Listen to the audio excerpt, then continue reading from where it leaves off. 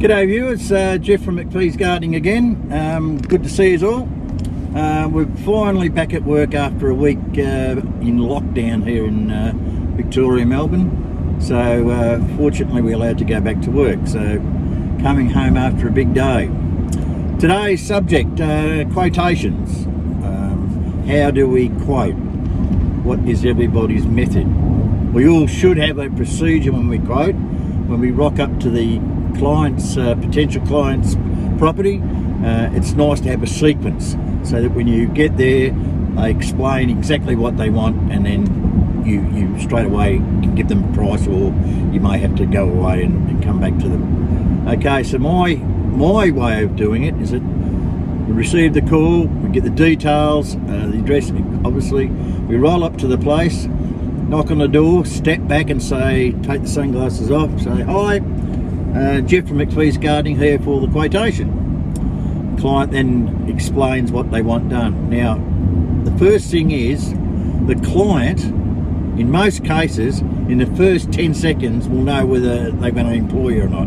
Because they'll either like it or they don't. Now, other than an extraordinary price that they never expected, they'll have a pretty good idea of what they're going to, who they're going to have. So I think it's important that you rock up to the door branded, clean.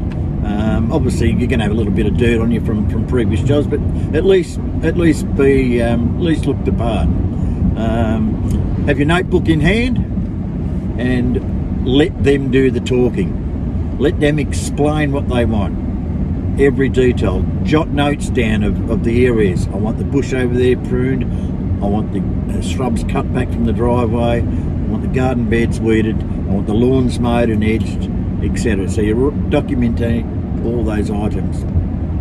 As you're walking around the property, you're thinking to yourself, a little bit more work here. We could do some hedging here, some more pruning there.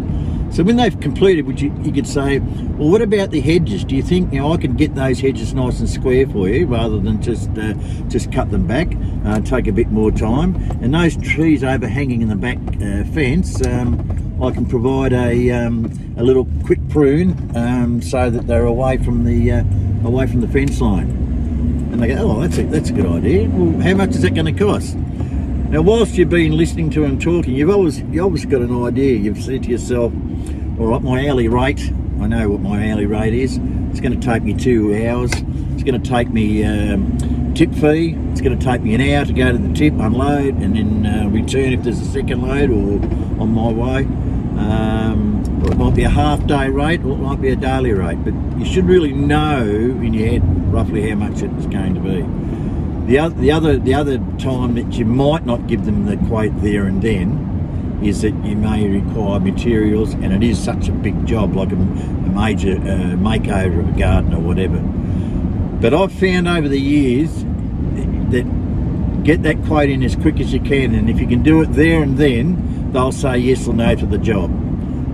You'll know. But if you take it away and not tell them how much, it gives them a much opportunity to get somebody else, or they might have somebody else coming, or they might have some family suggestions of somebody else. So ask them, or tell them the price is X amount of dollars. I can do it, let's have a look at the diary, and you flick through your diary. Look, I can do that next Tuesday. Actually, I've got a cancellation, so I can fit that in for you. And then they'll either say yes or no, or they might say, look, I'll get back to you. When they say get back to you, I've got to talk to the wife. You're probably thinking, well, they probably think you're a little bit dear. I've had that quite a bit over the last years, but gee, I reckon 80% have come back and said, yep, we're right to go. They probably just need that shock of the quote, I guess, because sometimes what they expect the job to be and what you're quoting can be quite a bit different. And of course, there's many occasions where the price that you quoted was way under what they were thinking. You said, oh look, we're thinking 800. They go, oh, is that all? And you can start kicking yourself. You go, geez, I could have quoted more. But look, as long as you're happy with the quote, that's the main thing. And of course, we all get there, we do the job, and we go, geez, I underquoted this. Look, after 35 years, I still underquote from time to time. It might take me an hour. All it is my time. The material aspect, well, I'm pretty spot on with that. That's pretty easy to work out. But your time, it might take you an extra hour. So what? It's just time. Okay, hourly rate. How do you work out your hourly rate? That is a real difficult question because a lot of contractors vary so much. I've mentioned in a previous video in Melbourne down here in our area, we have hourly rates that go from $40 an hour to up to $150 an hour. Now, $150 an hour is a lot of money, but normally that's when you've got a tool in your hand, a hedger, and you're obviously experienced because you're going to do the job twice as quick than a newbie. So the experienced guys are charging well over the $100 an hour. Now, you have to charge at least $80 an hour plus, because in that figure, what you've got to remember is that you've got running costs of your business.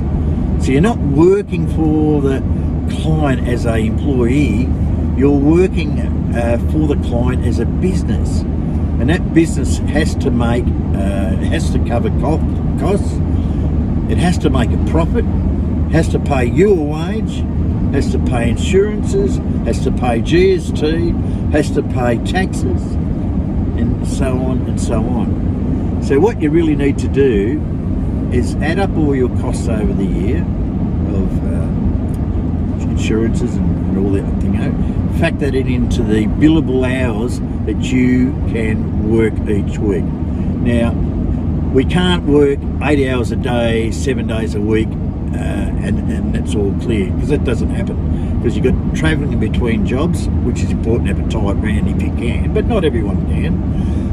There's times where you've got traffic, you've got maintenance of your equipment, you've got your bookwork, etc., etc. So in my case, I have a maximum of 5 billable hours a day. So in other words, if I charge $100 an hour, my maximum for the day will be $500. So I'm trying to, I push that hourly rate higher, which I have. It's higher than that. Some jobs I make more profit on it because I've worked out my hourly rate. It'll take 5 hours. That'll be $600. Plus I'll add a profit margin of 20%, and probably a little bit more because I'm thinking the difficulty part of it. So what comes around goes around. But what I'm trying to get to is that you don't have that 100% billable hours allowed to you, because in my case, I can get 5 hours, which that's I got to take my travelling time, because I do live a bit away from the area that I work. So there's probably I lose an hour of driving. We moved away from my area due to lifestyle, but that's fine. And also we have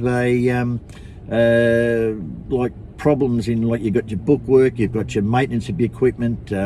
You've got to add all these in of running a business. Because if you're working for somebody and you're paid an hourly rate, you'd be paid for every hour that you work for that company. Normally, I know some companies expect you to do more, but generally, workers work, so many, they do so many tasks per hour, whatever. So, in summary, hourly rate, you've worked out all the expenses, and the other important expense you must factor into your business is the replacement of your equipment. Now, if you've bought a whippersnip, or if you bought a new mower, generally you're going to trade those or change those over every 2 years. So you need to factor that into the equation. So add up all the expenses for the year, divide that amongst the billable hours allowable. Then you've got to start working out, that's your base, and it might work out to $30 an hour or $20 an hour. Everyone's different.